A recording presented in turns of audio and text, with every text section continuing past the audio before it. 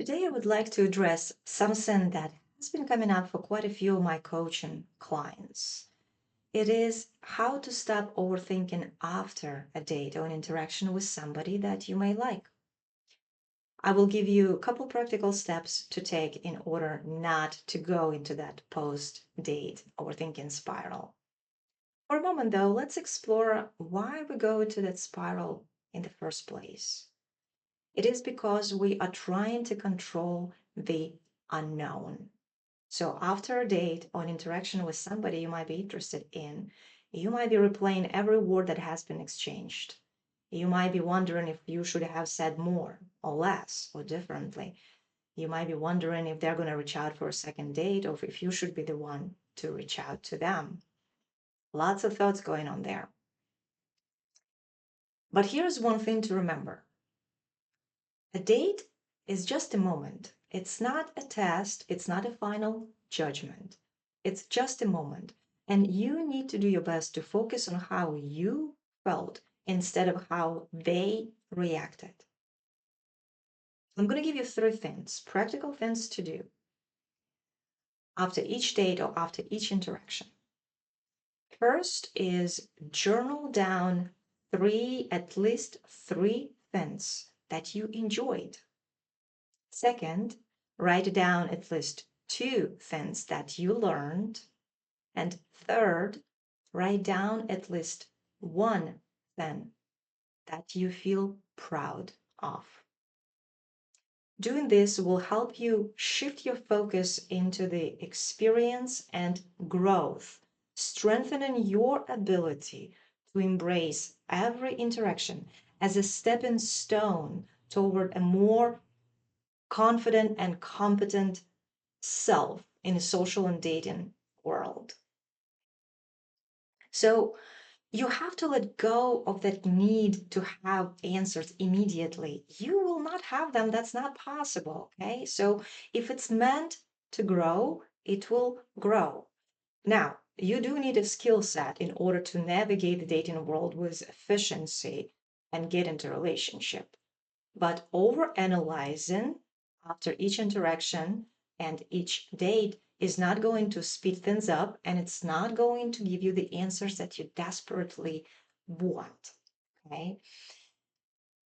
It will only drain you. This over analyzing, it will only drain you mentally and emotionally. When you are in this overthinking spiral, your mind creates the reality that doesn't even exist. So much time and energy is wasted. But here's the good news. If your mind is so powerful creating the reality that doesn't exist, your mind is just as powerful in creating the reality that you can absolutely make happen and exist in your physical world. This is why it's so critical to be aware of your thinking quality, your thinking patterns, and to have proper mindfulness practices in place to ensure that you're actually moving toward your relationship goals and not just moving in circles.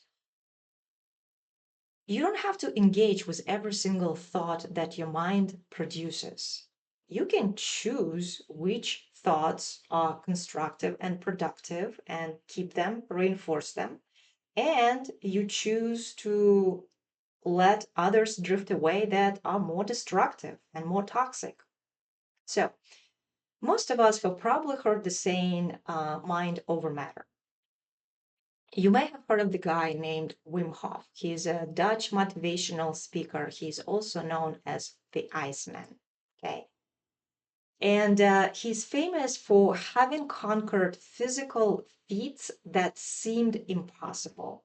For instance, climbing Mountain Kilimanjaro wearing only shorts and shoes, or running a 26-mile marathon in a desert without drinking any water.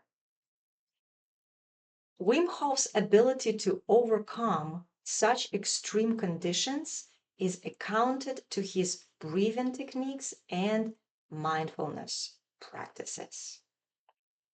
Now, I'm not suggesting you need to drop your pants and start climbing the mountain right now, All I'm trying to do is to demonstrate to you the power that you hold, the power of your mind. And if you know how to utilize it, you can absolutely make things happen and you can create the love life that you want. Overthinking and ruminating over something instead of bringing you closer to your relationship goals is not really an effective use of your time or energy. Okay. So you have to trust yourself. You showed up on that date, in that interaction as you, and that's enough. You did the best on that given day. And now it's time to stay grounded, to reflect, to let it be, and move with confidence.